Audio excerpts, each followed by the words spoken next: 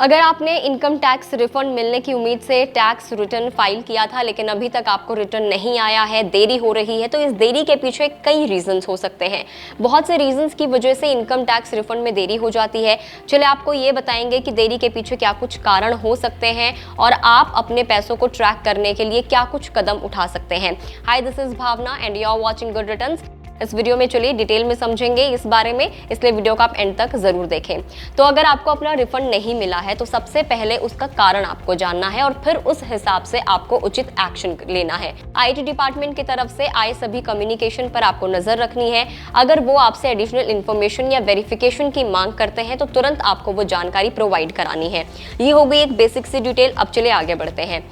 Income tax refund में देरी की वजह क्या कुछ होती है। तो इनकम टैक्स डिपार्टमेंट को आमतौर पर आईटीआर को प्रोसेस करने में कुछ दिन लगते हैं। अगर आपको अपना आईटीआर फाइल किए हुए काफी वक्त हो गया है तो आप आईटीडी वेबसाइट पर जाकर अपने रिफंड का स्टेटस देख सकते हैं। इनकम टैक्स रिटर्न प्रोसेस के बाद ही रिफंड जारी किया जाता है। आईटीआर रिफंड एलिजिबिलिटी आपको इनकम टैक्स रिटर्न के जरिए रिफंड सिर्फ तभी मिलेगा जब आईटी डिपार्टमेंट आपके इनकम टैक्स रिटर्न को प्रोसेस करने पर आपकी पात्रता यानी कि आपकी एलिजिबिलिटी को वेरीफाई कर लेगा। एक बार जब आपकी एलिजिबिलिटी कंफर्म हो जाएगी तो रिफंड आमतौर पर 4 हफ्ते के अंदर आपके बैंक अकाउंट में जमा कर दिया जाता है।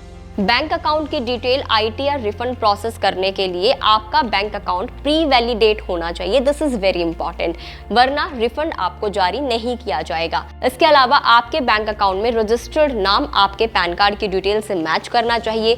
रिफंड आपके आईटीआर में मेंशन किए गए बैंक अकाउंट में जमा किया जाता है। अगर अकाउंट की डिटेल्स गलत है तो आपको रिफंड नहीं मिलेगा। आपका रिफंड सिर्फ वैलिडेट किए गए बैंक अकाउंट में ही जमा किया जा सकता है। चलिए अब आपको ये बताते हैं, कुछ स्टेप्स आपको बताएंगे जिनकी मदद से आप ई फाइलिंग पोर्टल पर बैंक अकाउंट वैलिडेशन स्टेटस को चेक कर सकते हैं, क्योंकि ये बैंक अकाउंट का वैलिडेशन जो है ये काफ़ी इंपॉर्टेंट है। इसके लिए सबसे पहला स्टेप ये है कि सबसे पहले आपको incometax.gov.in पर जाना है, वेबसाइट पर आपको विजिट करना होगा। अगला स्टेप है कि अपने क्रेडेंशियल्स के साथ आपको लॉग इन करना है। इसके बाद अपनी प्रोफाइल पर आपको जाना है, यहाँ माय बैंक अकाउंट पर आपको क्लिक करना है। इसके बाद रीवैलिडेट या ऐड बैंक अकाउंट को आपको चुनना है। आईटीआर का ई वेरिफिकेशन, अपने इनकम टैक्स रिटर्न को ई वेरीफाई करना आईटीआर फाइल करने के प्रोसेस का एक मैंडेटरी स्टेप होता है और रिफंड हासिल करने के लिए ये जरूरी है। आपको अपना आईटीआर फाइल करने के 30 दिनों के भीतर ई वेरिफिकेशन प्रोसेस को पूरा करना होगा। इस समय सीमा के भीतर ई वेरिफिकेशन करने से आपके रिफंड के प्रोसेस में तेजी लाने में मदद मिलती है।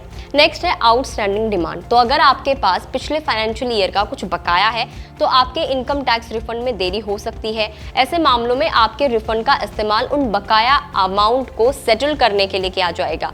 आपको इसकी जानकारी इंटीमेशन नोटिस के जरिए मिल जाएगी।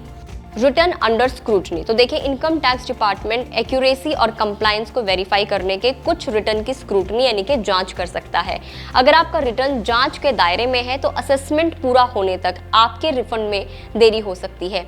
अगला है फॉर्म 26AS में मिसमैच। तो देरी में एक ये भी रीजन होता है। फॉर्म 26AS आपके चुकाए गए सभी टैक्स के कंसोलिडेटेड स्टेटमेंट के तौर पर काम करता है। अगर आपके रिटर्न में टीडीएस डिटेल और फॉर्म 26AS में मिसमैच है तो इसकी वजह से रिफंड मिलने में आपको देरी हो सकती है।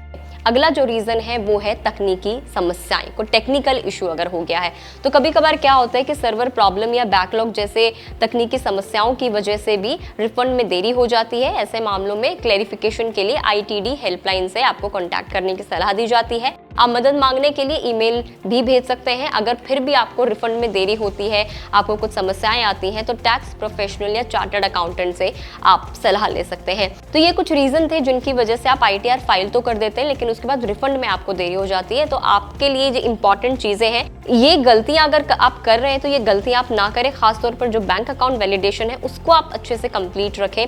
स्टेप आपको बता ही दिए हैं। जानकारी आपको कैसी लगी कमेंट करके जरूर बताएं। अगर फेसबुक पर वीडियो को देख रहे हैं तो फेसबुक पेज को लाइक करें।